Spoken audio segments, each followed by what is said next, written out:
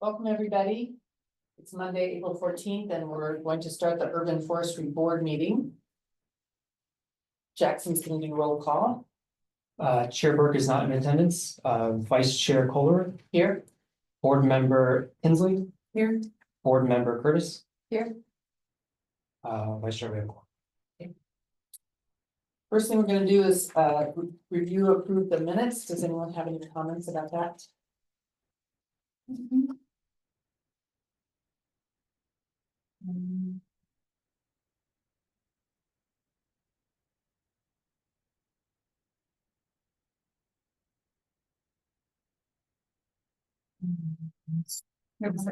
Does somebody want to make a motion to approve? I move to approve the minutes from, what's it, March 10th. I second the motion. All in favor? Aye.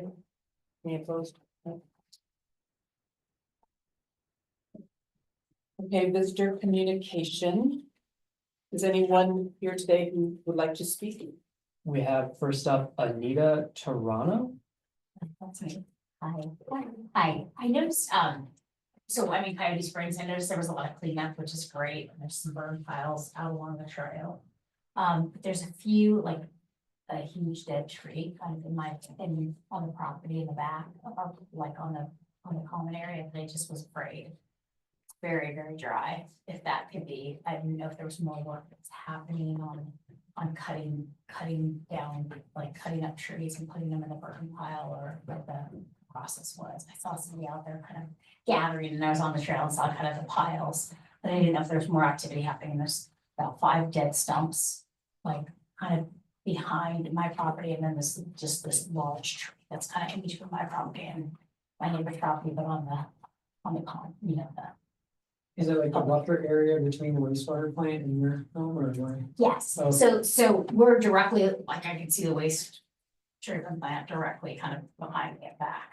So it's on this side of that. What's your address? 915 East Coyote Springs. 915 East Coyote Springs. And may I ask your last name? Toronto, Torran. So I just didn't know there was more activity still happening. I did see somebody out, I think was gathering everything up. Want to speak to that, Avery? Yeah, I walked out there a little bit 2 weeks ago with Paul, and I think they are gonna be continuously doing some work in that area. I can't speak exactly, that's true, not knowing right off. Yeah. But it's a larger dead ponderosa with like a full crown still. It's actually horizontal to the top. Oh, it's like on the ground. completely down, yes, and it's been Oh, down, it looks like for a really long time. Yeah. It's completely dead, Mhm. dried out. Okay. So I did see like the tags on some of the trees from where I was looking out, but yeah, this one it's basically like looks like we just need them, but it's been there. Before you. Yes, elect. yes. It looks pretty old. There's ongoing work, so I think maybe if we relate that. All or to Craig. We'll look into it. Okay, that's the one that concerns me most. Looks like there were some trees that were cut down, so there's some stumps. I don't know if those get ground down or if they just kind of stay stumps. Either way is fine. It's more that long one that's kind of a big concern. It's really dry.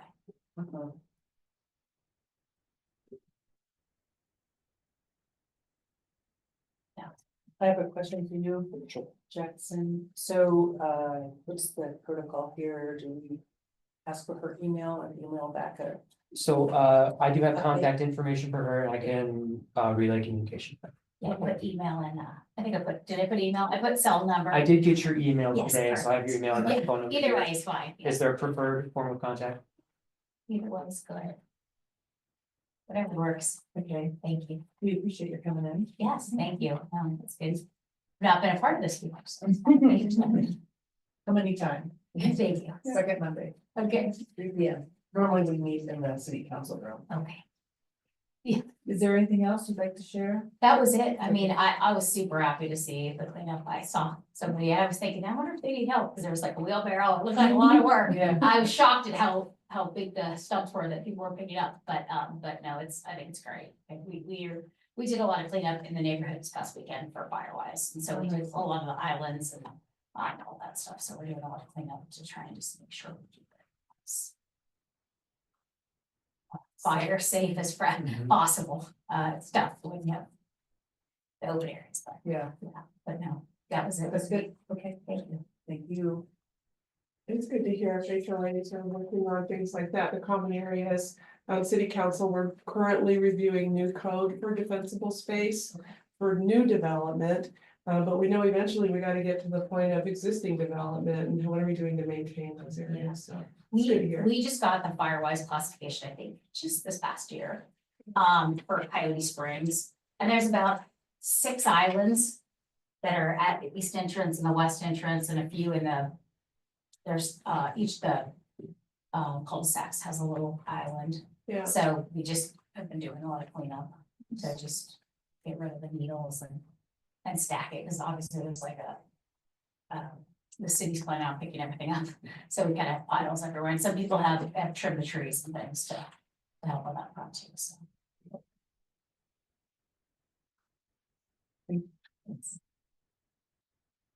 And then up next is a Miss Lon. Patty, could you please state your full name and address for the record? I'm Patty Lawn and I live at 880 South Locust. So I live at the opposite end from Anita. Well, Anita kind of lives halfway and I'm down on the other end. My question is from reading the note that was sent out, the email.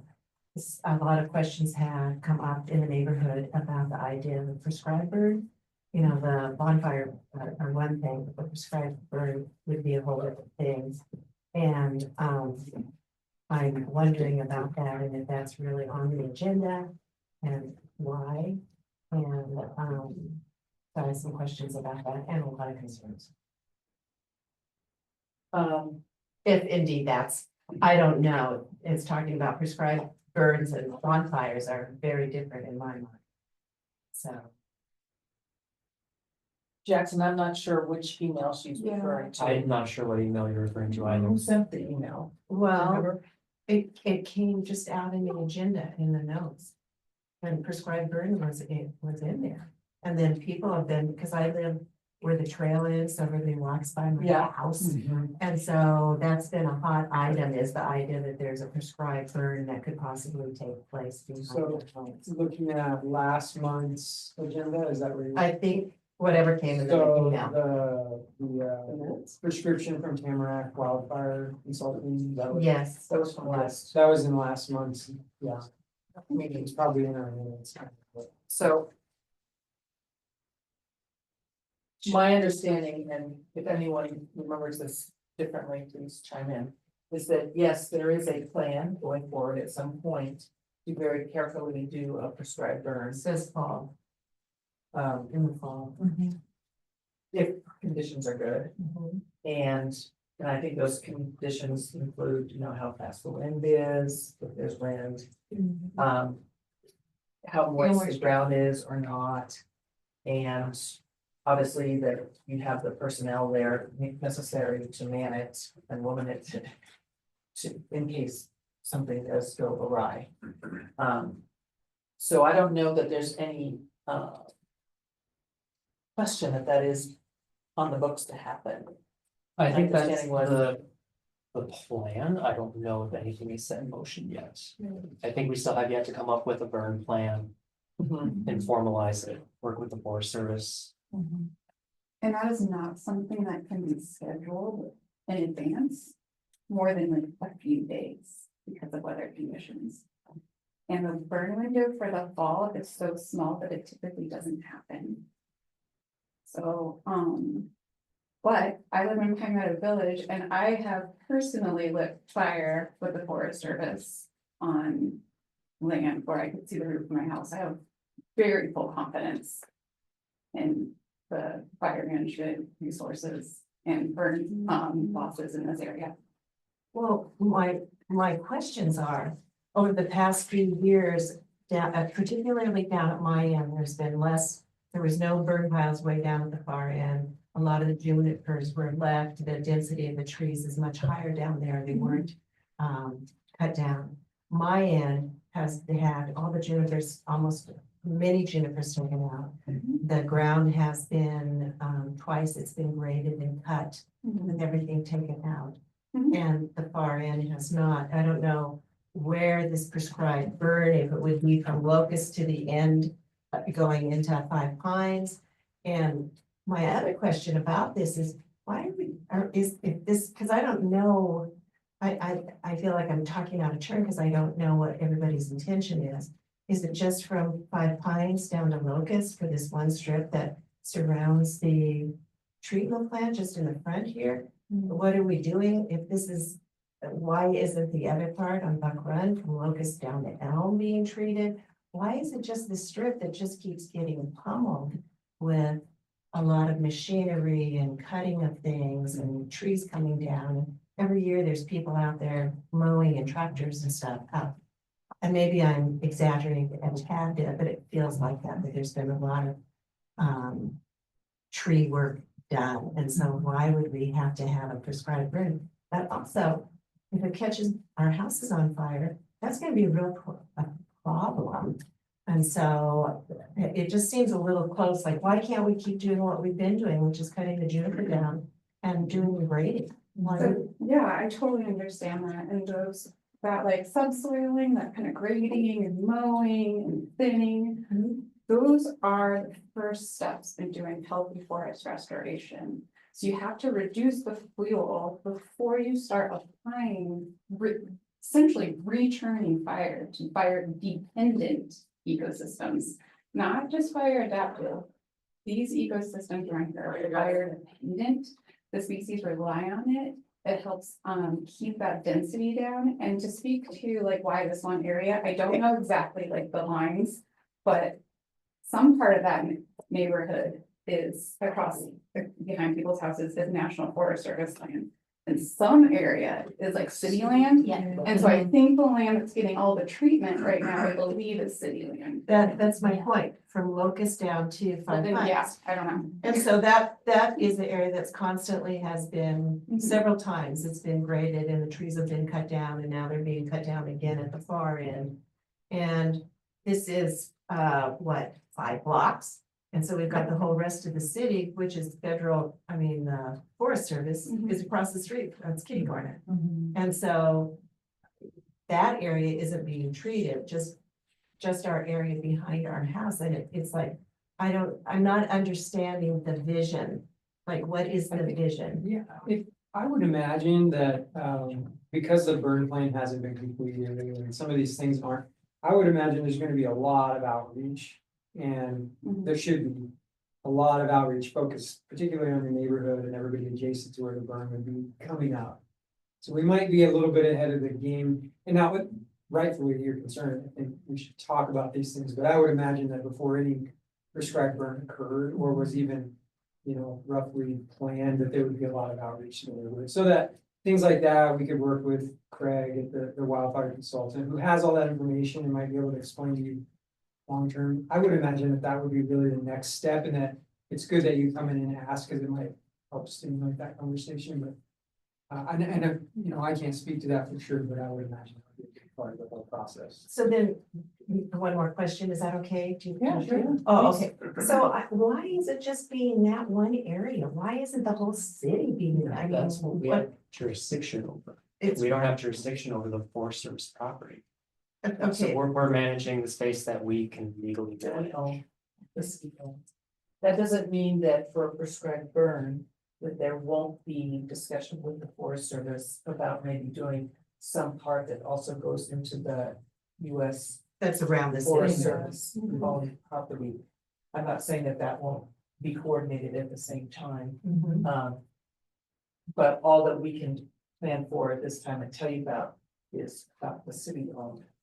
So your points and concerns are very valid, and it would be good, as we get closer, that there would be some kind of, minimally a map that you could look online, but maybe something where there was, markings out there, fencing or ribbons or something saying this is where approximately where it's gonna start or where it's gonna end. For the neighbors to know. I see on the last month's meeting notes referencing the talking place you were referring to. That the wastewater treatment plant buffer zone. There's a grant, I believe, that's funding a lot of the work for both the grant, but there's also specific sewer funds. I think that's part of it. That we're trying to use that. Yeah, well, that are available, not, I don't know that's trying to use up, but that are available to do management. So there's sewer fund and potential grant funding, so we're realizing an opportunity, but to your point, yeah, the need for fuel management on both city, state, federal is all around. And it does And occur, sisters. like maybe not right next to Yeah. this area right now, but it is occurring all around the city. Mhm. All around the city and has been for like at least a decade, if not longer. And I just saw a press release that there will be a prescribed burn this week off the 4606 road, not right next to the community, but we're heading into prescribed burn season. That's kind of like a 4-year I don't know awareness. what 46 is. It's southeast of town. Oh, okay, oh, okay. And hopefully you feel good in that land is being well managed and is, some of the fuels are being reduced versus just across the street. Has had less management, but hopefully that gets more as well. I think it's kind of a benefit to be near that. I So- definitely have seen like cleanup and Yeah. like like Yeah. trees tagged, which is good, Mhm. right? They're probably dead trees, like they can invest other trees, so I mean, like what I saw, that was great. Well, Because, it's like it stopped though. It's like they cleaned up and took out the trees in the bonfire, because we did this, I think, 2 years ago. And then, but the far end of the neighborhood didn't get that kind of, the trees didn't come down and there wasn't burning of trees. I've lived there for a long time, so it didn't and I walked that trail all, daily practically. And so, anyhow, I don't know what happened that the work didn't continue down at the far end. So I can answer that one. I would like to clarify, Yeah, the thank grant we had, we did expend those funds. And that is why you saw a certain stopping point, and we are picking back up where we left off with that project. Oh, okay, so the kind of money ran out. Yes. Okay. We expended the funds, we took care of what we had. I think we burned either a year or two ago, the piles that we did create. And so I that's think why we're there's 5 picking piles up. down where I am, that I'm seeing. Well, no, there are new piles now. Yeah, those ones I just saw in Yeah. the last like 2 weeks. Yeah. Yes. And it's ongoing, we're always maintaining the city management. Let's do a good job. Please, I didn't know. Thank you. Well, I can understand your Yeah, I concerns. just love these trees. Our city was designated a tree city not long ago. Do we still have that designation? Yes, we do. I saw that Please RPA protect flyer. these trees. Like, why do we keep having all this development in a fire zone? Like, why can't we do something? Like, we're supposed to have dark city and you come into the town, it's like we're on a spaceship, the whole far end now. And anyhow, the whole town is really taking on the deal. It's like, it's not our little village. Since 2014. Big changes. Yeah. There's a printed copy that you're welcome to have, but this is also available on the website. This is the Urban Forestry Management Plan, which is relatively new. It's something that we're the new members, myself included, are familiarizing ourselves, but has good information about Okay. goals around managing the canopy. And yeah, it's not ad hoc, it's strategic and it's challenging. Yeah, but yeah. And I know we there's a have lot some of old thought. trees around. Yeah, so you're either welcome to take a copy or find it on the website, but yeah. it's- You might also find on there our wildfire mitigation plan, which I think does address the treatment of that buffer zone. And replanting. Mitigation meaning. Mitigating for wildfire. Okay. Reducing risk. Mitigation to me is like you take down one tree, and you plant 5 more. It's using this other way. Yeah, I got it. I'm with you. I've had that thought too. Okay.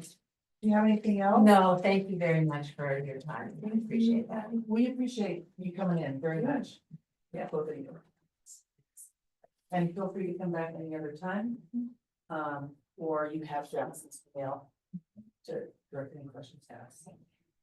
So if the burn is It's the burn, just so I'm clear, it is a definite thing that's gonna happen if the winds are good in the fall. I mean, if there's no winds. I don't know Oh, if I okay, can see okay, that. Yeah. I okay. thought you were saying probably you guys would reach out if that Okay. happened and kind of. Okay, I wasn't sure. It was moving towards that neighborhood would definitely be notified. And I definitely get, my had a cabin at Boulder Creek Mm-hmm. till recently, but definitely like, it is pretty amazing when there's a wildfire, how much everything grows. Like, it's unbelievable, like, I just went back, they lost their cabin since like, they built it in 1970. But like, it's unbelievable how much growth has happened. I mean, you never want a devastating wildfire, but you can now understand why. The land kind of thrives with it if it's done properly. That was not done properly. Yeah, yeah. But, you know, That was probably a bad example, but, Yeah, you want the low intensity. yes, yeah, like, low intensity burn on like the floor so that you can Yeah. kind of get everything kind of regenerated, so I don't. And the deer love it. Yes, They they do. really do. And I was gonna add that notification, if and when, small prescribed burn occurs in that area. Would that be coming from the Public Works Department, Jackson, or from this board? Likely the city itself. The you know, city from itself. the- yes. Yeah, okay. Public Okay. Works Department would be sending out notifications, we'd probably be putting it in the newsletter, it'd be getting out there. You guys get the City of Sisters newsletter? I don't, but I can get on and get it triggered. I just I have get to all write the right meetings. Okay. The newsletter's different. Okay. It's relatively new, maybe about a year and a half or so. Okay. It's great to get. You can go online and sign up, and if that doesn't work, just like go talk to Julie. Okay. Yeah, I think you can trigger it with your email. You can, So, okay, I'll go. you can, there's many things you can set up. Be careful. You so I don't don't- have to be there. I get enough emails, but Yeah, I but don't that's a know, good yeah, one. there you go. And Patty, my name is Jackson Dumanch, please grab my card on your way out. Okay, And email me or call me if you have any questions. okay, thank you. Is there something causing that noise? The noise? The humming, about to lift off. Back Jackson shuttle. Oh, I thought it was a speaker. What is it? It's like a low hum. I know, I hear it. We may be getting some feedback through the laptop. Or it may just be a little loud, but everything's okay. Sounds like a bat. We do have a Dana Bratton, but he is here to speak about a specific agenda item. Okay. All right, then let's move on to board business. Removal request, and you guys are welcome to stick around. Whoever works for you, 624 South Elm. So this is bringing back the agenda item that the board tabled at their March meeting. I did notify Mr. Speza a reminder that the board would be picking this back up at this meeting. I did not get a response from.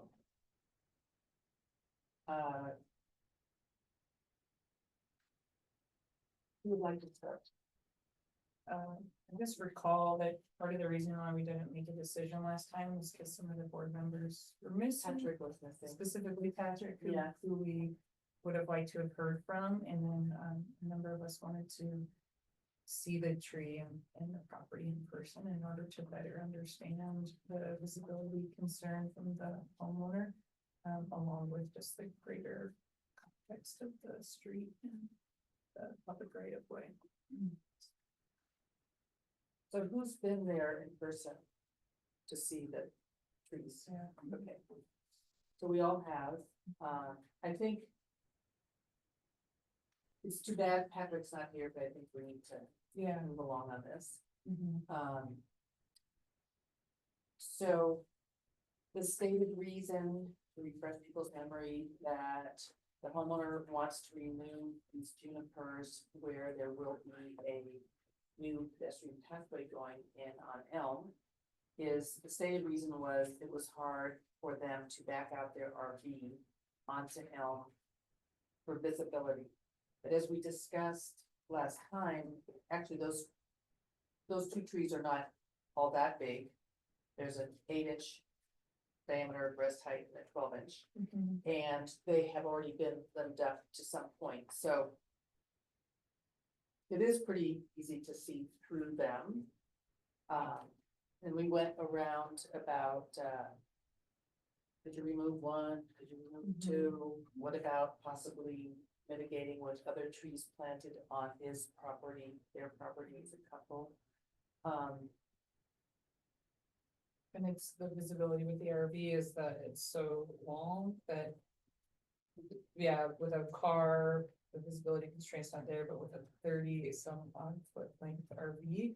And even with having somebody there to help back it in, still felt concerned about that. So it was a perceived safety threat. Right.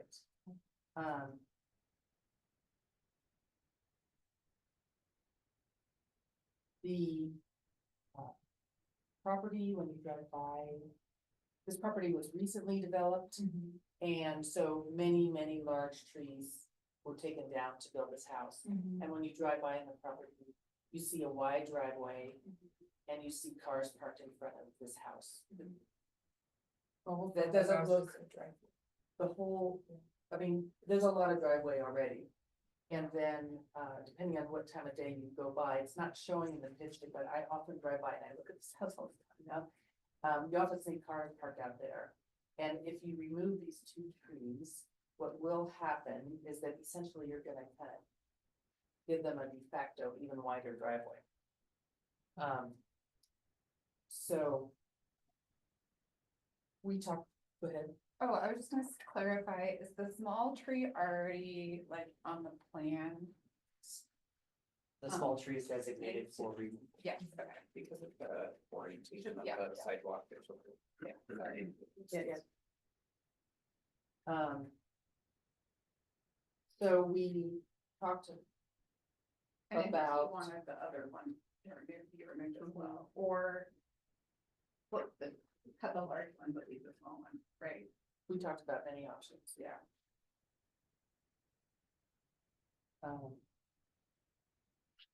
Yeah, so I think a question was raised when we talked about this last time, but it became more clear to me when I saw the property in person that the benefit of this is not to, the right of way is not to the city or the city forest, it's to the property owner exclusively.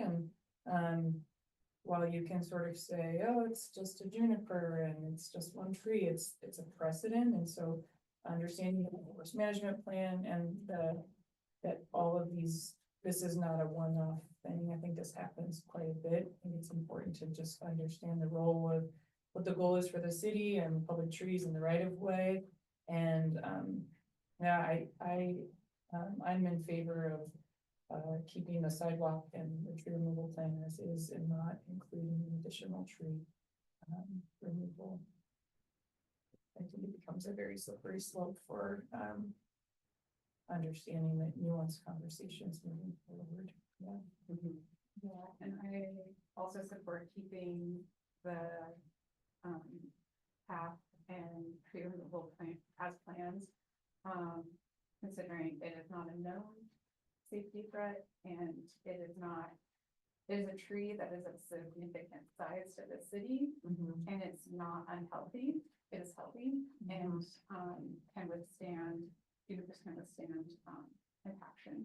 So yeah, my recommendation would be to the large tree as planned in the plan.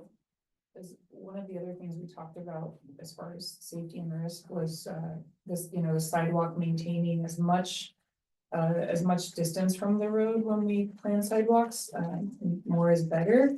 And the proposed sidewalk in the route that it takes gives us that. And so would not forfeit keeping the sidewalk further away from the road and still in the right of way.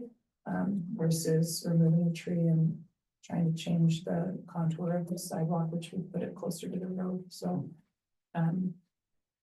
we're going to talk about perceived risk. I'd rather take the potential risk of keeping a sidewalk further away from the road rather than the incidence of an RV. Seems to be easier than manage. It's just the reason. I don't know that I really, I mean, yeah, not being on the board anymore, I guess. You do a good Yeah, job. questions, I'll try to answer. Reframing. Oh. Yeah. Cheryl, do you have anything to say? Well, hearing the three board members. Justification and keeping the plan as is, I think it's valid. There, especially the fact that the tree is healthy and thriving. And I believe too, the risk factor in terms of the sidewalk being moved.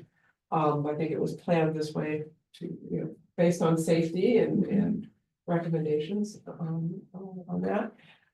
So I think you guys have really thought it through, and by going out there, really done your due diligence and making a decision here on this. Okay. Would someone like to make a motion? Yeah, I'll make a motion to keep the plan as proposed, which does remove the smaller diameter, I believe 8-inch DBH juniper, but keeps the larger the two where the sidewalk contours away from the road around the large juniper, which should remain. Is that clear enough? To deny the request for removal. Yes, to deny the request. In short. Yeah, sorry. I know. Irish gift of gab. So you're just proposing denying it, keeping it safe. Yes, deny the request for removal and keep the proposed sidewalk plan as is. Yeah. Do we have a second? I second. All in favor? Aye. Okay. So removal is denied. Mission passes. Oak Street right of way. Mr. Brown? Hi, everybody, I'm Dana Bratton. I live at 476 South, or Sisters View Place down on the south end of Pine Street. And my wife and I are building homes on the 300 block of Jefferson Avenue, West Jefferson Avenue, which is adjacent to the Oak Street right of way, which is a really interesting piece of property. It's 80 feet wide by about 250 feet long, and it's the home of 68 mature ponderosa pine trees that are around 150 to 200 feet tall. It's also the location of the historic Smith Ditch, which is at one time was a water course that ran from White Shoes Creek up to the airport and irrigated that land up there. It's been dry for 10 or more years. They return that water back to the river. But there is a path along the historic ditch that's delightful and used frequently. I've counted 120 to 150 people on a busy weekend that travel north and south in that area. It's literally the heart of the historic Davidson plat, which was platted in 1911. I believe that they didn't build Oak Street because of a couple of things. One, this grove of trees, but second, the ditch was there.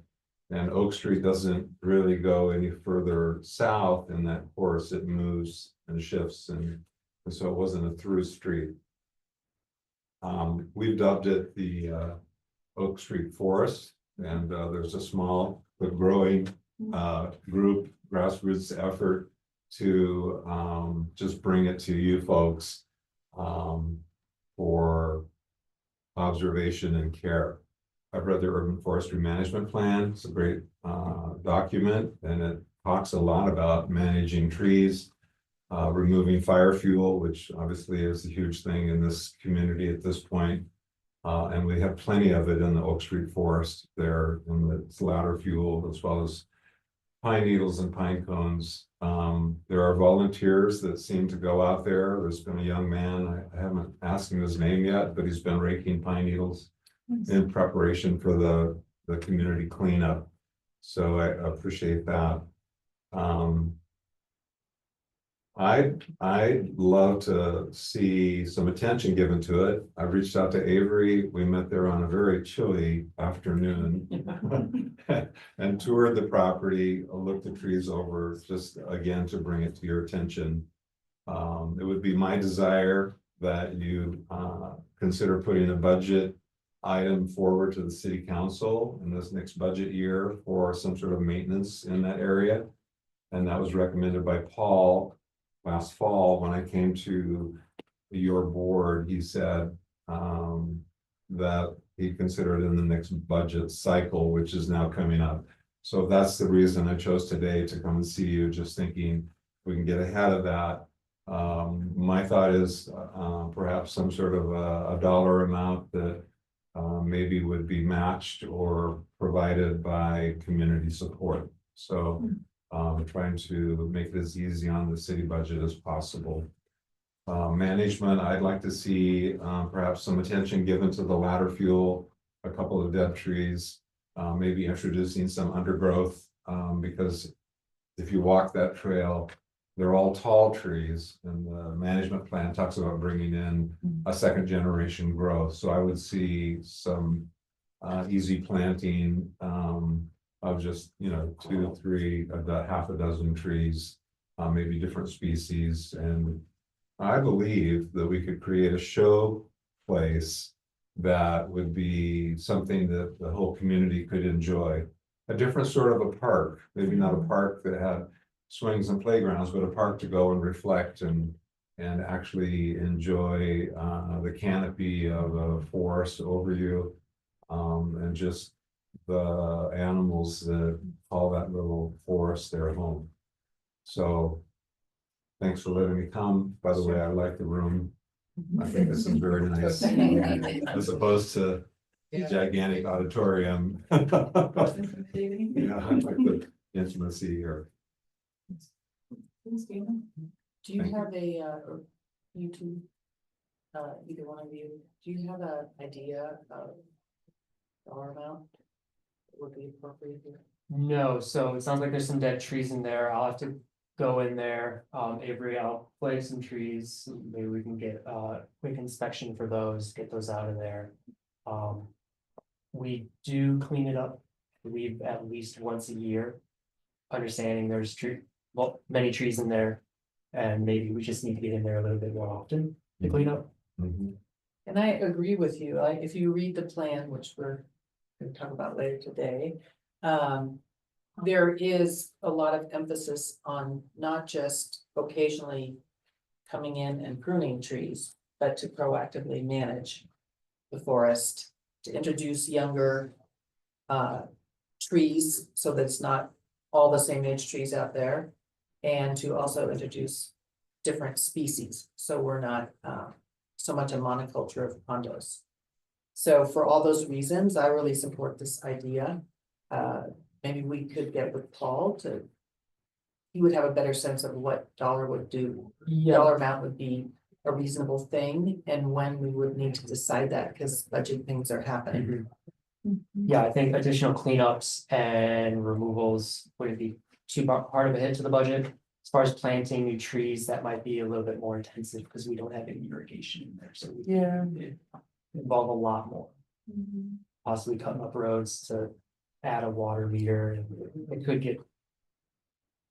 But I like Dana's recommendation or proposal to, do the in-kind services from folks that are already doing things, maybe more coordinated, so if there's a select day or week of cleanup by the city, if it could be matched with homeowners so that debris could get hauled away at the same time, I don't know, and even the watering gets tricky to delegate things like this for reliability, but maybe focusing on like a couple planting areas and having some commitment from homeowners to water with the watering bags. I know it's 2 years of minimum of paying a lot of attention. Get them started. Yeah, to get them started. Those watering bags help buy you a little bit of time, but yeah. How frequently do you have to fill the water bags, or does it depend? They're different volumes, but yeah, I think they're generally set for once a week, so it's still a pretty high demand. Yeah. And, yeah, I worked with state parks for a long time, and even with paid staff, it's hard to get the reliability. Like, remember, yeah, nobody's a bad player, it's just life, yeah. I could add too to, the walkthrough Dana did and afterward, like as a community member, I tried to help out and write kind of a strategic plan. And I apologize to the group, I didn't get that to Jackson in time to present at the meeting today. But it's Arbor Month and that's or tree guy, it's a busy month. But the thought behind it is that there are a few things that we need to understand prior to making it a park, but it would be what capacities we have as a community. Or as a volunteer, community initiative, what the city needs from that lot, what that right of way means to the city and how much funding they have to invest in that spot would be, there's a few questions that we need to understand, what the neighboring. What the people in the neighborhood surrounding that park, what their feelings are and what the community needs are as well. And kind of answering all those questions as we move forward, because I think it's a great initiative and I'm really glad that. Somebody like Dana's willing to bring it forward and kind of like thinking that, so. As it kind of moves forward, I think if we answer some of those critical questions, which I'll be glad to share with you all, maybe. Can I send something to you, Jackson, that you could share with the board members after the meeting? Sure. Okay, so. I could share that with you, and I think it's definitely a draft, and my thought was that it might be better. Supported as a community initiative rather than something that, I took on, but if people want to read that over and give their own comments. It might be more flexible and mobile as a community supported project, I felt, but. Yeah, that was kind of my thought on it. I think there's a lot of potential there, we just have to kind of. Check off a few things, and some of them will come early and then others will come late, but. Yeah, I have a question. And maybe Dana can help me to, remembering back to when we updated the city parks master plan. Mhm. Is that area already designated in the parks master plan? Is it part of the trail? So Somewhere is that's a it- great question. It's not Okay, park, and it's the I was on the parks. Open space and urban trail that section, yep. group for 4 years, and I was partially trying to understand where the urban trails were, Mhm. which they weren't recognized particularly, and clearly it feels like it's significant as an urban trail, so. Okay. Yeah, I have a couple more thoughts, so as far as somebody said a budget item. We're grooming trees on the property next door, so we're removing ladder fuel. The trees on the property I'm working on seem to be larger trees than the forest that's next door, but it's about $300 a tree to prune a tree. These are like 22 to 30-inch trees. We took out a hazard tree, and that was a $3,000 cost. It was, again, larger than the dead trees, probably 3 times larger than the dead trees that I've seen in the forest. We put in utilities, water, sewer, and electric underground at a cost of about $12,000 a lot. I think just the water runs about $3,000 for a water meter water connection.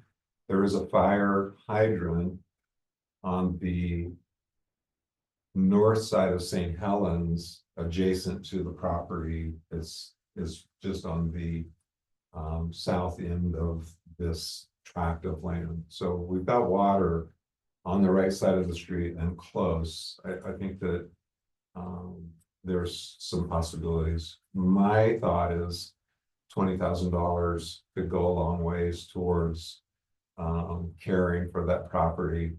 But anything would help. And I think, again,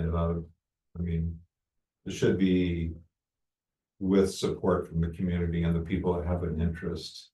I mentioned the Friends of the Oak Street Forest. Here's a thought. I think it would be appropriate to put a little 8.5 by 11-inch sign right someplace on the trail that might look something like what you see out on Peterson Ridge trails, and just acknowledge, any interest in becoming a friend of the Oak Street Forest.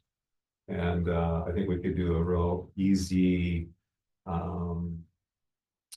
community survey of people. If there were flyers, people could respond to an email or a website. And we'd have them become a little group. Then we'd give them all a garden rate for their membership of $10. We'd have a party. I don't know, could work. Good. So you're seeing the little sign as more of a introduction to the Yeah. members that this group Yeah. is forming. Scan this if you wanna sign up or get more information kind of thing. Exactly. Not a permanent sign. Yeah. Yeah, they kind of those realtor, like. Mhm, Sign- exactly, yeah. like a realtor fact sheet kind of Very thing. fancy, Yeah. yeah. Mhm. Something that I would go through Public Works to ask for permission to temporarily stake a little flyer holder in that area. Yeah, this is certainly a unique scenario. I have to look into that one, see if we're not stepping on the Parks Board's toes. Mhm. Oh, We'd have, definitely have to discuss that internally, make sure we're doing it right. We have those instead of the proposed development boards, proposed non. They're the field. Yeah. Yeah, Parks Board, it seems like that. yeah, I remember Paul referring to this area as a linear park. So, yeah, it's kind of interesting that we're kind of, the urban forestry board talking about the trees in there, but also it being considered a park. Yeah, we're starting to identify it as a part, it may be a whole other group of people that are addressing this, but like I said, we'll look into it. Try to get some answers. And I wonder if delineation as open space might help alleviate that, if you intend that there's not actually gonna be any infrastructure on site, Bill, like you would have in a normal park, and what typical parks board would be responsible for evaluating swing sets and slides and, you know, water fountains and all that, if it was more of an open space, I don't know if that would be. Yeah. Or called a nature park. Kind of like the buffer zone we talked about before, maybe just in a separate way, but. Do you know if this is the only property like that in the I city think limits? it's, It is. might be, yes. Yeah. I know the trail in there isn't anything formal, I think it's just the locals, Yeah. you know, just walking where they walk. It could be called the Oak Street Urban Forest Mhm. and therefore under the Mhm. our boards. Yeah. I know, I call it Friends of the Oak Yeah. Street Urban. Board. Yeah. I know, I'm like, we use it all the time, I walked on it today. I've been on that trail many Yeah. times. Yeah, it's It's a cute. Beautiful. That It's was a good. it's a handy shortcut to, for the coffee shop. Yeah, from Oh, where yeah. we live, yeah, but those greenways are so nice, I've lived in a couple of cities like that where they're off the main road, so as a pedestrian, you have like a advantage, you know, more direct. Also just such a lovely experience, it's really, those are nice things to encourage people to walk or ride your bike or bring your dog along when you're not always kind of managing traffic along the way, so it's a nice space, Mhm.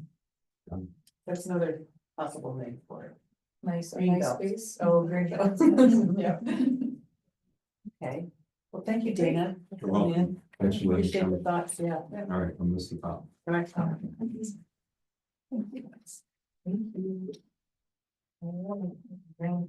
Next, just one more question about that, or possibly Cheryl might quote.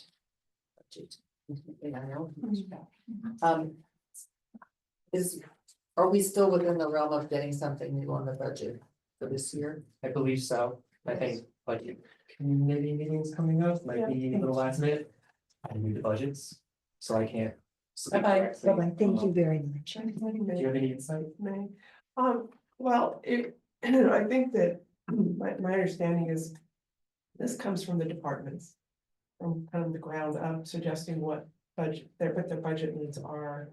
So, if it's identified that this would be something under the Public Works Department or not, I don't know. That's where it would start, the initiation of getting that budget item in place. I don't know if it's in this cycle or not, but we are having the budget meeting, early May. Early May. Yeah. Okay, here we are. Yeah, it's weeks away, for the next fiscal year.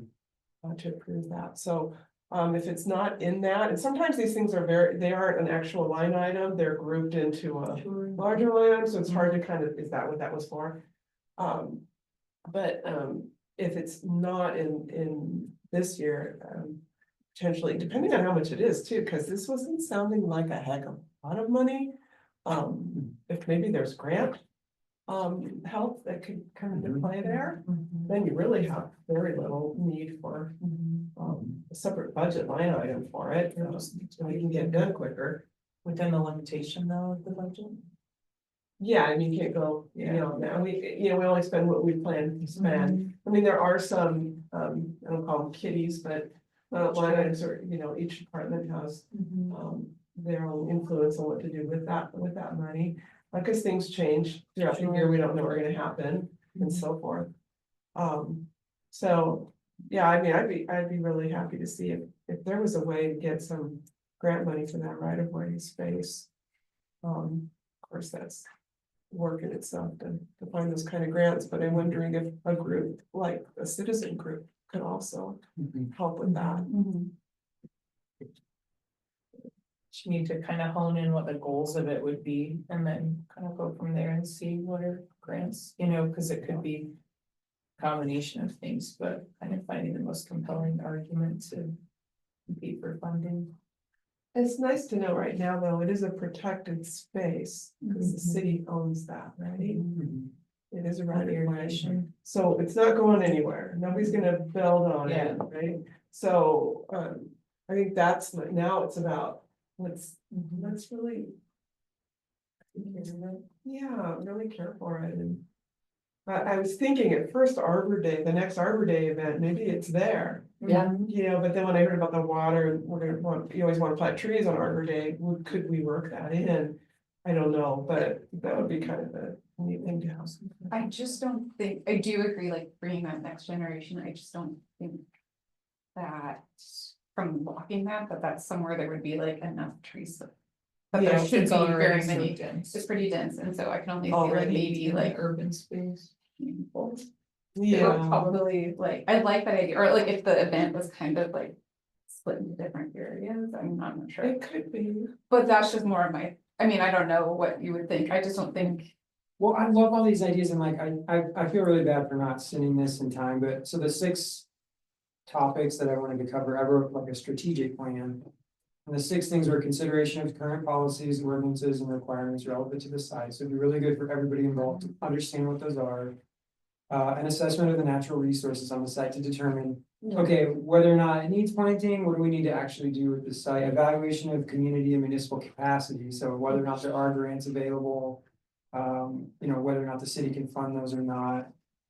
Stakeholder involvement, community feedback, which would be like, okay, before we enact this, we want to make sure that everybody's on board, and then finally the development of a vision for the site. So that, I think it was pretty comprehensive, and I feel really bad for not sharing that, but I will share it with you, and then each one is like kind of light on, there's a little bit of a plan there, but we could, all these conversations, I think, could fill in all those different topics, and it could become a pretty good strategy before we have a strategy for making a plan, is my thought.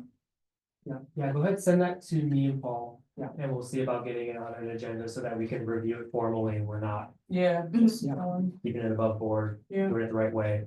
Sure. Thanks. An agenda for you have, Yes. so that kind of translates to, we're not gonna be having the time to get it on this year's budget. Cause it's gonna be the middle of May before we meet again. Or could you put in a placeholder for now for 10 grand?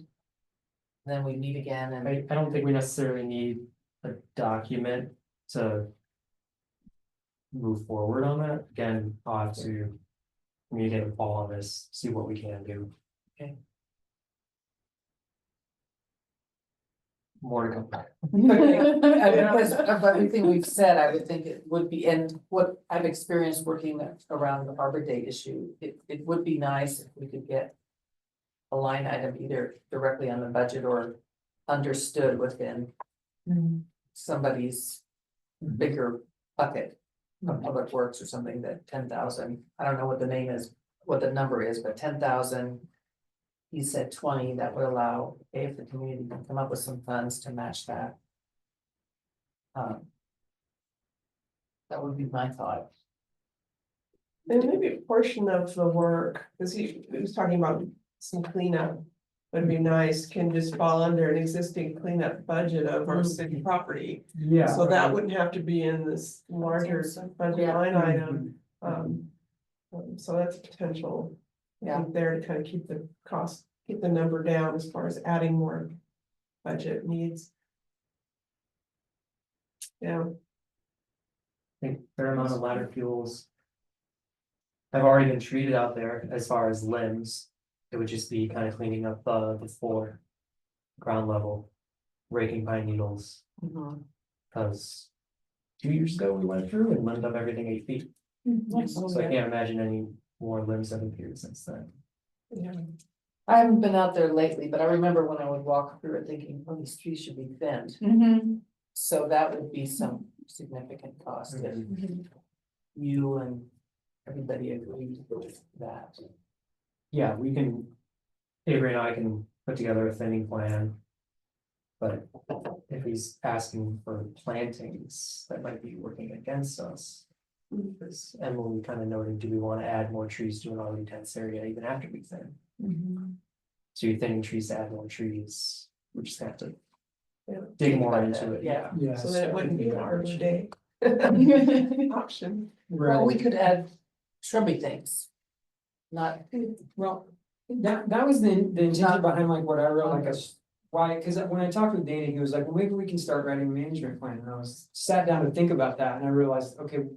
We're not really ready for that, we need to have all these other questions answered before we can even start with the management. Yeah, with the vision for the manager, so. If we had all those questions answered. Which could all be done by community members, I feel like in a lot of different ways, we have a lot of great community members with a lot of expertise around here, so.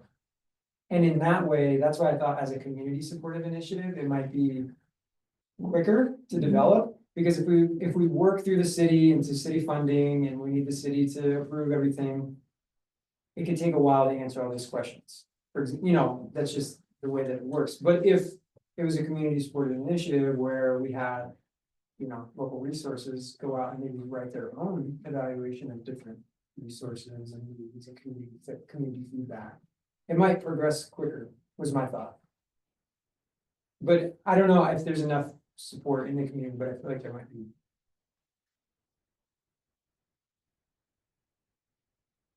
could we not do both, like Absolutely. have a formal Absolutely. discussion in a month, but Yes. also maybe keep in touch with Dana about. I mean. Who's gonna stop just putting up, you don't even have to put something in the ground, you could just. Tie a string around a tree and put a flyer on it. Are you interested in helping this? Call it what you will, they call it Oak Street Forest, are you interested in being a friend of Oak Street Forest? And send them to Dana.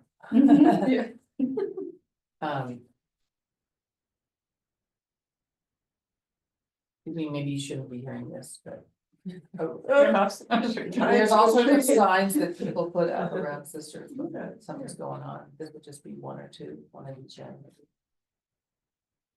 He's been here Anything before would need about some kind of this, public yeah. works approval, any work, any flyer, anything would be approved from public works. Could go forward out there. What I was suggesting is just strictly like some evaluation you could do from the street, you could look at the site, you could ask the neighbors questions.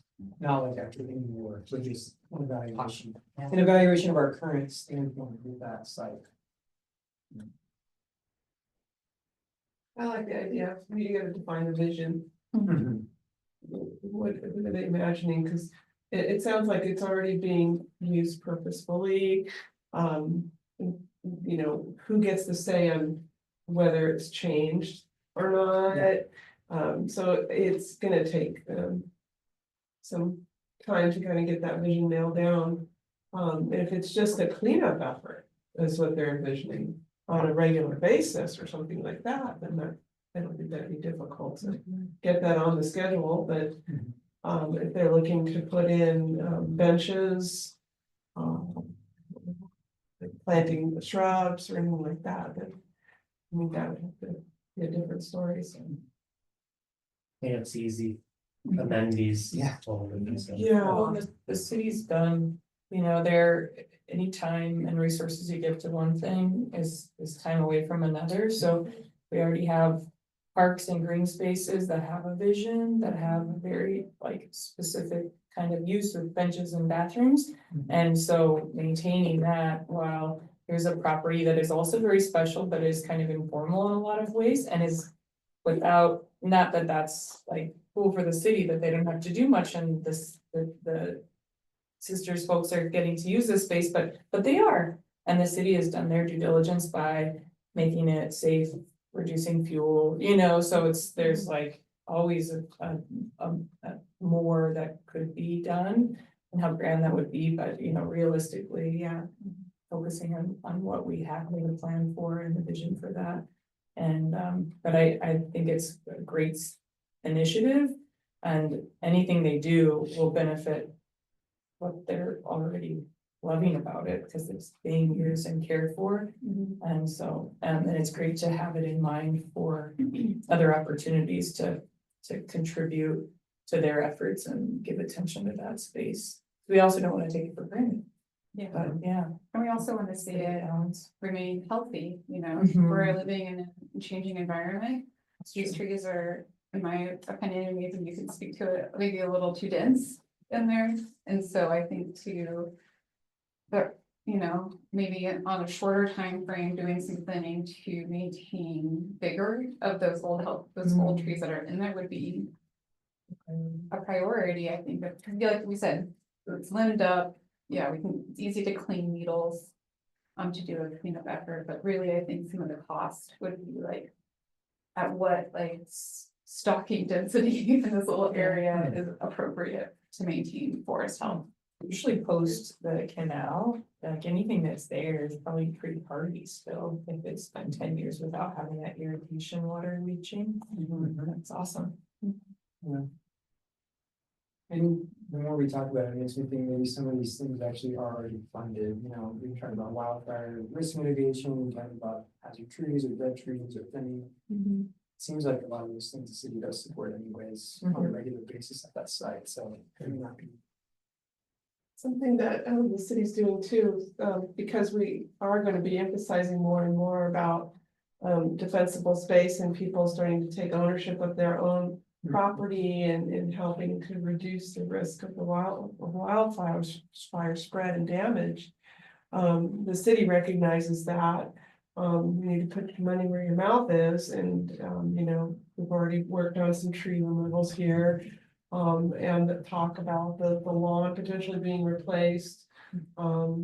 Just things that we can set an example, and this being an area owned by the city. Is also, that could be an example of defensible space for wildfire, because a lot of people have properties similar, they have large lots. And they've got this open space and it's just natural, but we do have to maintain those spaces. Reduce the fuels. Nice, okay, so let's move along. Jackson's gonna put it on the agenda for next time. We'll continue the discussion, we'll see that. Okay. If you could, if you think that we need Paul's permission to post a sign, can you ask him about that? You want me to send an email? I'll have to double check our code to see if signs are even allowed. Cause I removed a couple signs from trees. It's out and about, you know, somebody nailed it to a tree, I'm like, oh no. Coming out. So I will look into that one. Yeah, I didn't know you're tied around Yes. the tree, I was like, she knows. Well, I went, we went camping somewhere where they have magnificent trees and it's a like campsite, vast. And so every season they bring out these big ribbons and they've named the big trees. And they tie them up and it's so darn cute, yeah. And they teach a little bit about it, what kind of tree it is, how old it is. Well, educational. Yeah. Okay, declining grant for 644 South Elm, so this is adjacent to the other one, 624. You can actually see it in the. Hanford one. And as well, this. Well, on this first, so you can mark them, so it's quite a few. So, Avery, you wanna talk about the trees since you wrote the nice Yeah, report on I'd be it? Yeah. So Jackson had mentioned to me that. The adjacent homeowner had some concern about this tree and that they've reported it in the past. That they were concerned about the tree.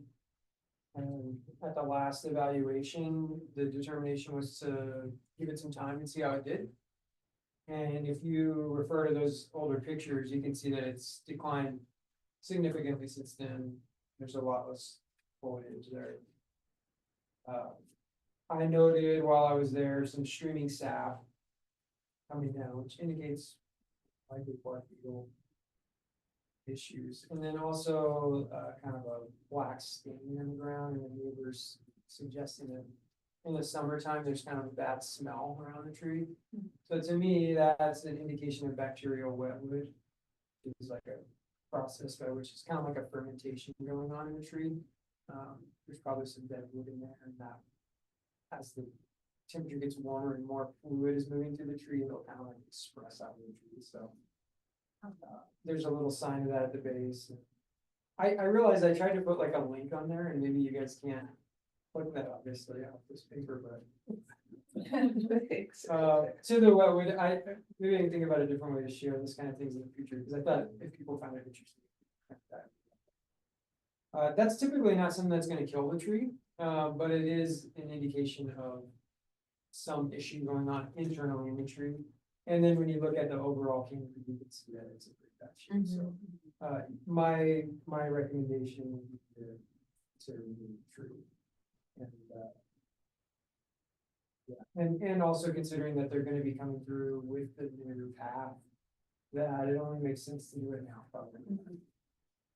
Well, in which case, there'll probably be a little bit more damage to the roots as the path is built. Yeah.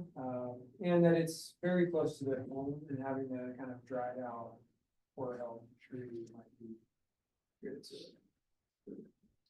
Is it on that map, by any chance? That pathway map? It is. It's slated to, really, No, it's played really, yeah, but it could save a little money in like mobilization costs if it's just included as part of. Doesn't, I can't read that. Maybe you can see it. Yeah, there's no removals in front of 644. Right. okay. Yeah. So it's in the public right of way. Right on there. It's on there.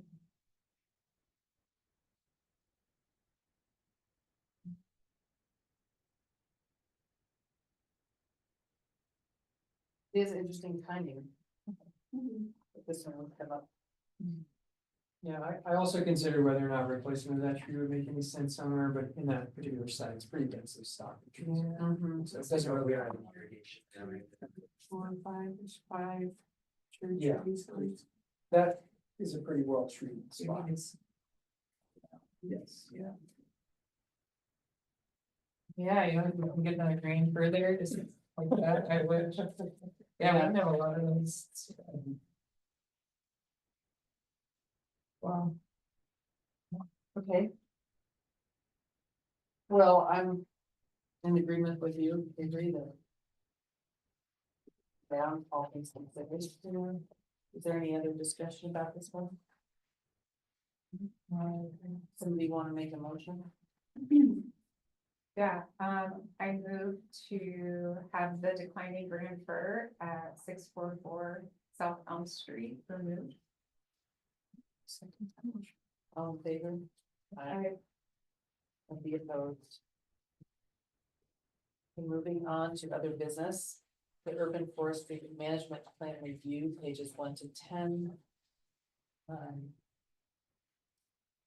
Thank you, Avery, for putting that in there. And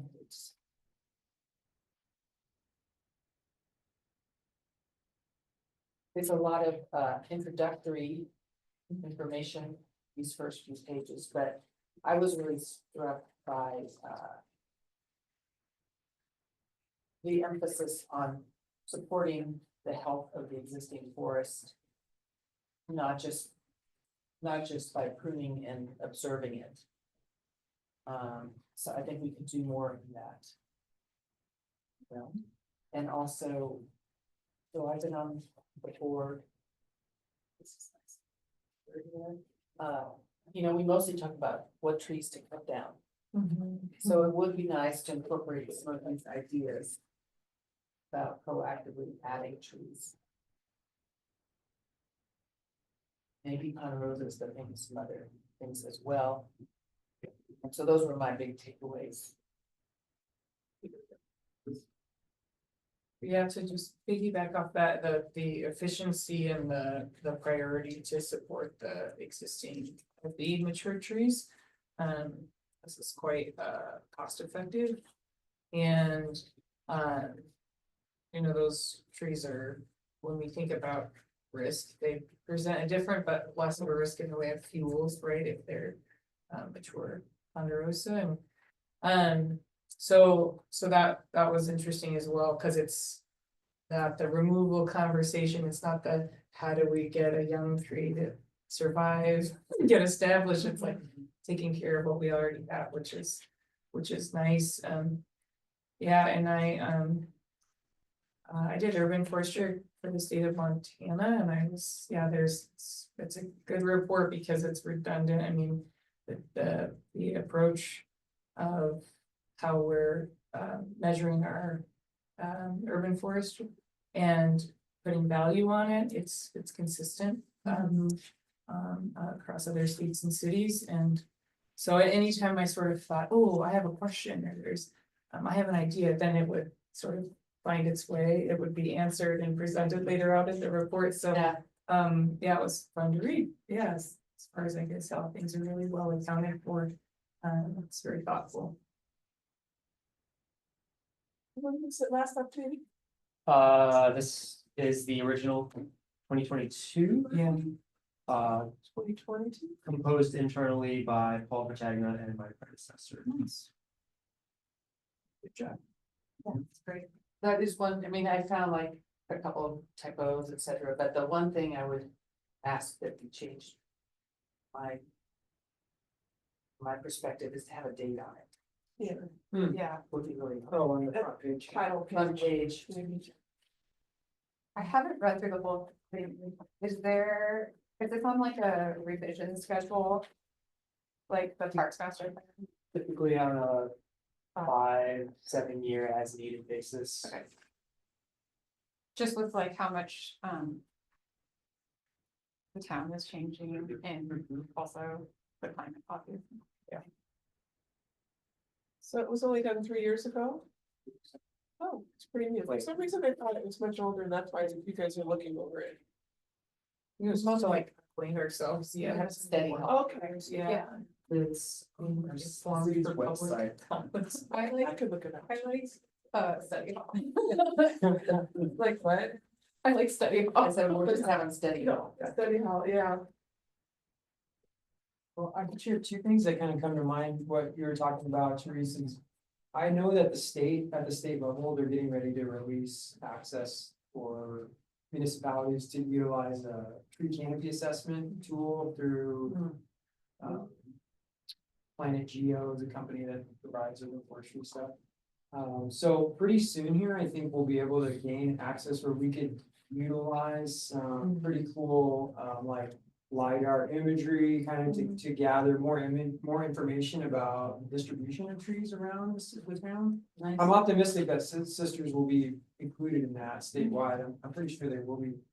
And so that could help, like you're saying, it can help you map like what they call your tree equity, so you can recognize, okay, certain neighborhoods may be well stocked with trees. And also financially well off, and other neighborhoods may not have any trees and also maybe not be financially as well off, which is a common issue across the country. I don't know that it's an issue in Sisters, but sometimes you find that socioeconomic issues affect access to green space. Like Portland, Sure. for instance, on the west side of the river, compared to the east side, it's very distinct. Mhm. I don't know if you're familiar with Portland at all, but that is a study that's been out and it's noted by city planners and the community. So things like that might become apparent or not, or maybe we find that there's just a certain area that has a low canopy coverage. So I think those things are fascinating to continue to look into. Yeah. Can I add to that Yeah. too? I also think it's really important to like look at that from like that economic like equity part of it. In addition to heat sinks, right? Mhm. So that canopy really, and I know that the Deschutes County Public Health Climate person, her name is Sarah Worthington, she gets wrapped up a lot in like wildfire and just fire like kind of stuff, but she's really been focused and trying to focus too on urban heat sinks related to canopy cover. So that could be like also another interesting conversation piece. And where is she? Where does she live? She works for Deschutes County. And I work with her I'm having coffee with her on Wednesday, I can float this idea, potentially see if she will come up to the board or council. Yeah. But anyways, I was just saying like, No, I that's, I think totally that's agree, exactly like, mine. yeah. The canopy coverage, where it's at, Mhm, where we might need more of it, mhm. where maybe we are overstocked might be available, might be present. That kind of thing too as well. And then, you know, like I just use the word tree equity and I think it's worth mentioning, that's been the term that we've used and I don't really hesitate to continue using it. However, I have noticed that a lot of grant funding and support for different projects has been pulled back. So I don't have a problem using the term tree distribution if that means that we are able to access funding Yeah. and continue to do the work that we know is important. I just want to put that out there. Yeah. Yeah, that sounds, So the only other thing that I noted is that with. Now I'm looking, so in our recommendations and expected outcomes lists that are kind of, there's a few of them throughout the. Management plan, we do have recommendations and expected outcomes, but not measurables, and I think that would be really cool to consider if I was to do a revision, is that you say. Okay, you have an expected outcome, however, what measurable outcome do we want to have? Could we say, okay, after 5 years, we expect to have this change, and then we can know whether or not we've met that goal. Whereas when it's kind of this expected outcome and there's not necessarily a target to meet, it can lead to a plan that like could be shelved, you know, basically, and not where we can say, look, we didn't meet our 5-year targets by the time the next plan was written. And if we didn't, that's fine, but maybe what can we do to make sure we meet those targets in the next 5-year plan? yeah. I think that would be really cool. I think this is something that I noted. And also, the thing that I'd like to notice for a town of 3,000 people to have an urban forestry management plan is like extremely exceptional. And so like any notes or criticisms that I have, I think goes with as a grain of salt, like with that whole perspective of recognizing this is really a pretty awesome thing to have. And I think it speaks to the value that urban forestry holds for our community here, you know, and also the commitment that the staff has made to you know, being aware of that. So I think that's pretty awesome. The city of Redmond and the city of Bend both do not have urban forestry management plans. So if that helps you have any awareness about like it's a big task and it's hard to do, and it's cool to have that and to be able to look at that. So Good point. Yeah. That's awesome. I like what you brought up about kind of measuring how well are we keeping to this plan. Something we do with our city council goals is every year we go back and through, did we meet our goals, and we kind of score ourselves on, you know, red, yellow, green, you know, or some progress or whatever. It might be a good idea to do that. I was looking on page 6. It talks about the 6 essential elements of this plan. That could be something that probably can be measurable, and just to kind of say, how are we doing? And maybe we don't do it every year, but every 2 years or something. And give credit where credit is due, because Yeah. a lot of these, it's like, we know how much fuel reduction work happens, how many hours. You know, we do an Arbor Day event, which is great public awareness, and it could just better help us define some of, whether it's messaging or, you know, measuring. Just making sure that we're getting that information as the event is, or the project is happening, so that we know we're on target for doing the things and being able to communicate to the public that there's consistency across a project from a plan.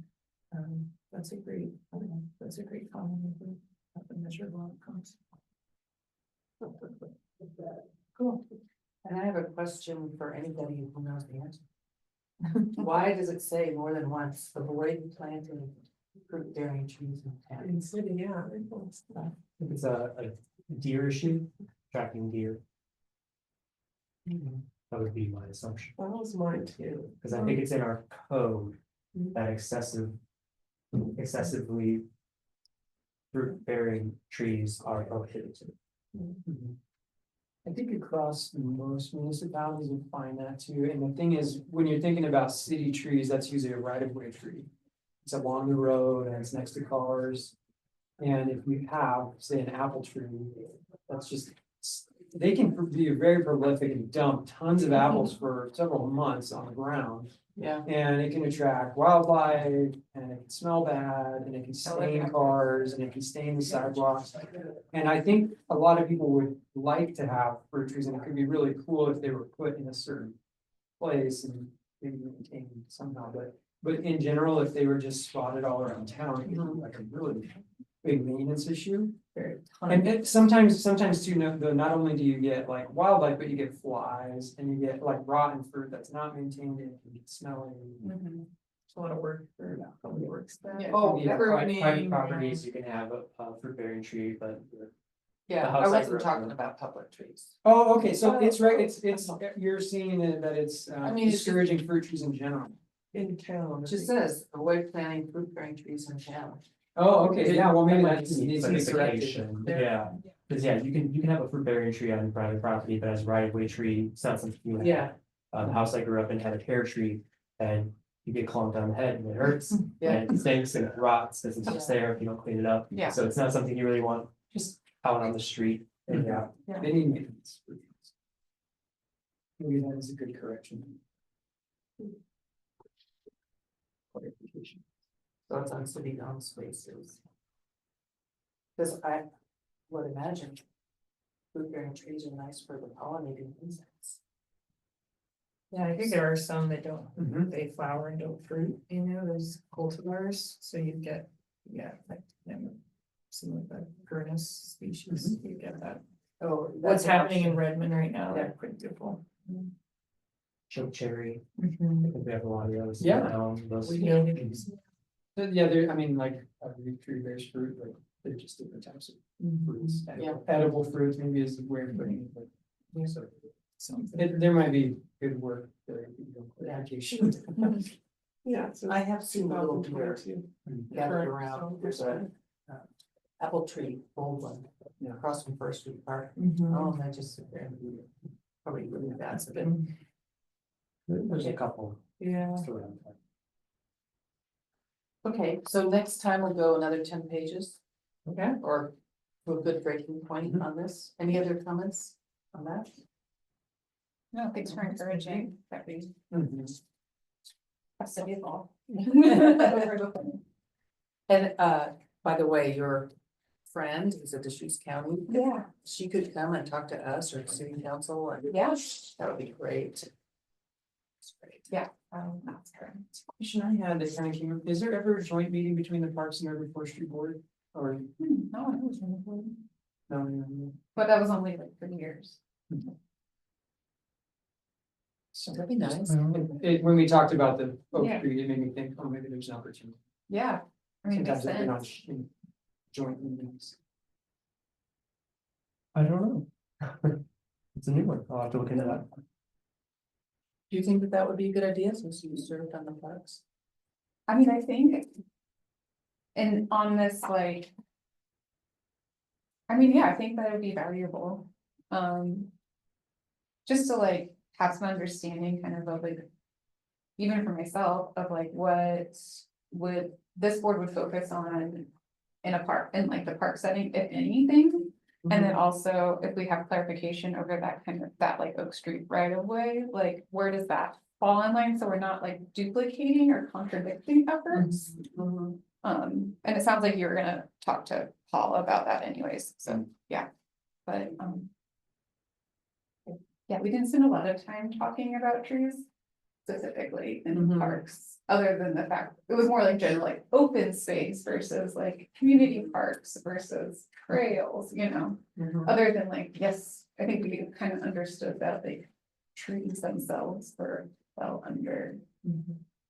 And like the park trees are also so well maintained because they proximity for hazards. Cause you're inviting people Yeah. to these spaces, so it just didn't, I just don't remember it coming up very much. Okay. Staff updates? For this one, you'll need to give me a second. My phone is not syncing my notes. I forgot to take them off of my laptop. So please, one moment while I.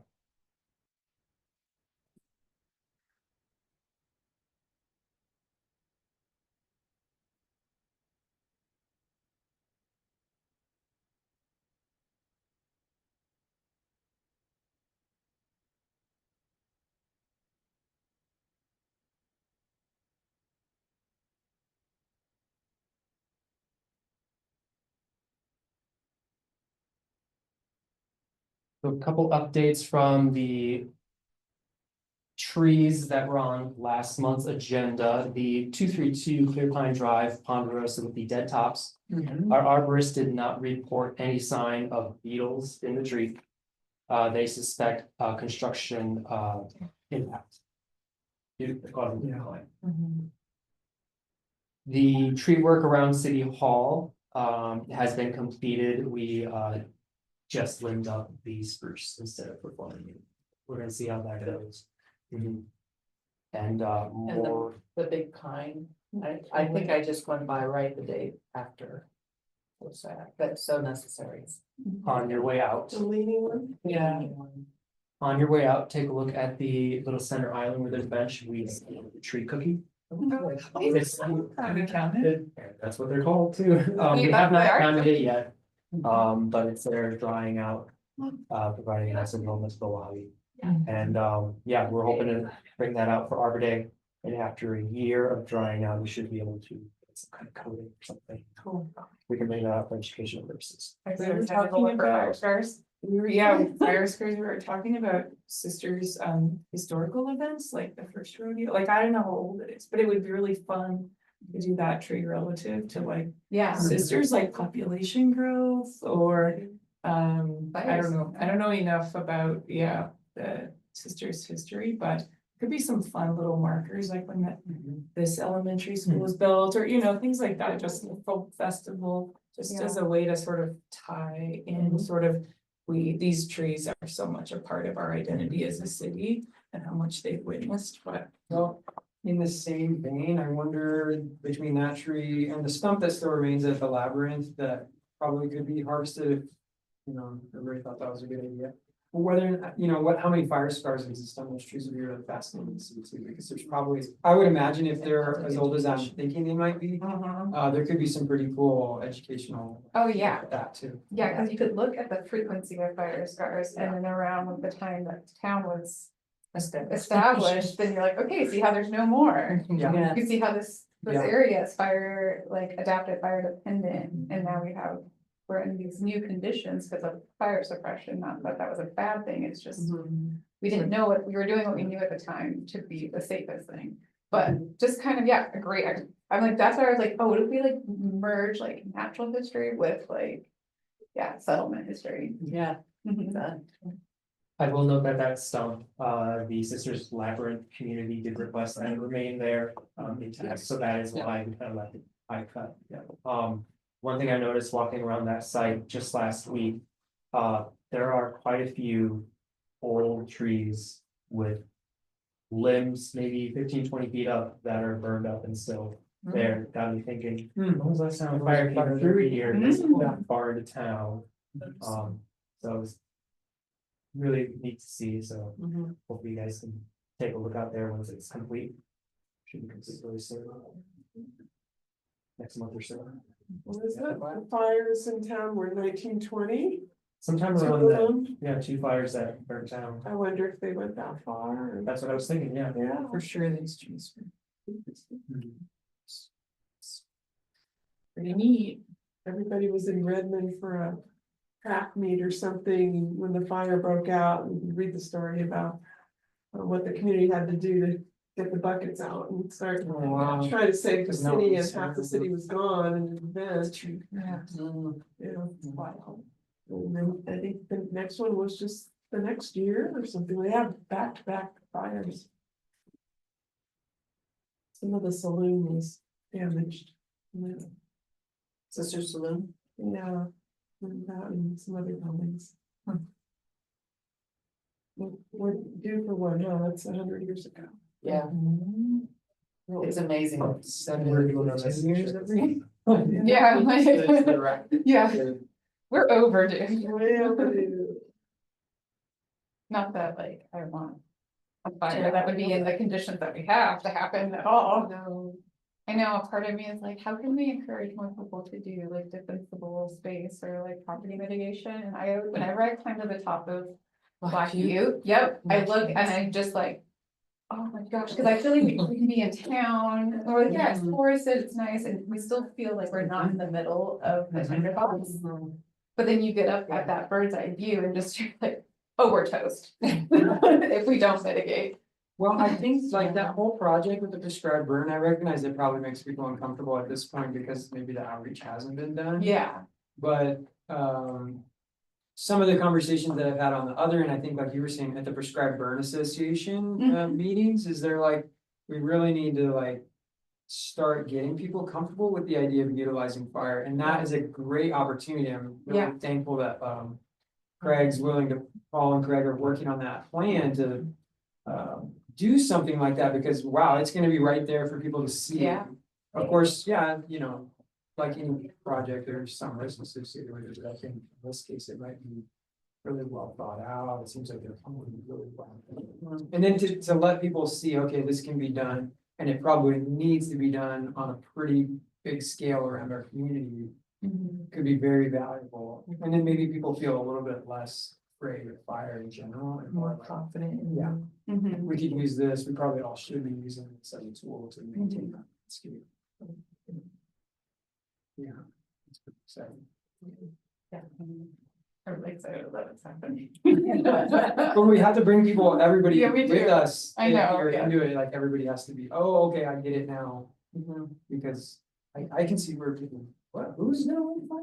By my, you know, I can totally see. that. And good for Patty for coming here Yes. to ask the questions and understand things more. She took a forestry plan, so management plan, so that's great because there are probably many people who feel the way she does, or she's Yes. had conversations with that don't have the time or the interest to make it to a meeting, so that's wonderful. It was nice of you to offer. Yeah. Good idea. So, you know, it's the bureaucratic move, just like, here's a bunch of paper. Do you have any other staff? questions? Yeah, just one more of the condo on South Locust next to the campground in the right of way that had some dead limbs. A lot of bird activity was observed on the exterior of the trunk, boring and feeding. Only minimal beetle galleries were observed.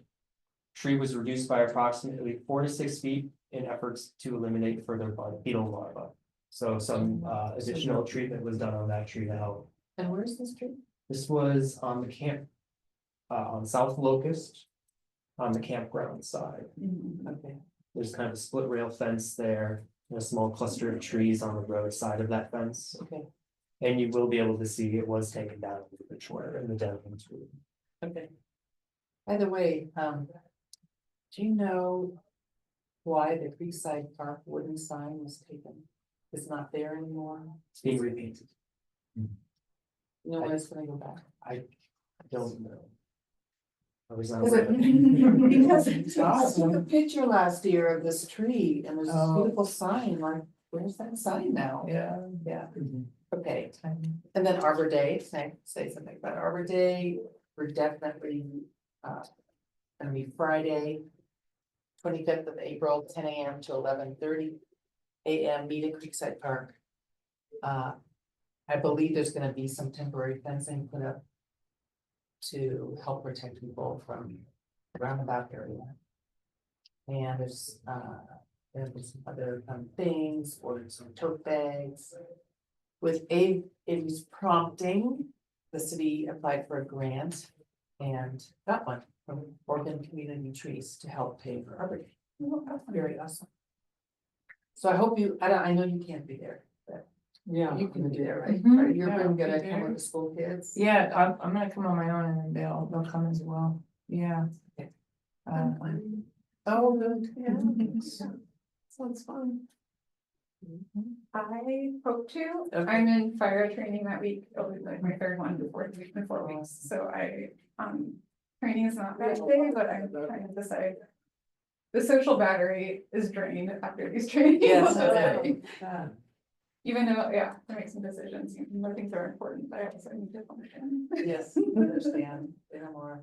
But we'd love to see you. Yes, I will. Totally Yeah. understand if you need to adjourn elsewhere. I might like walk by and say hi, Yeah. at the very least. Going through the roundabout.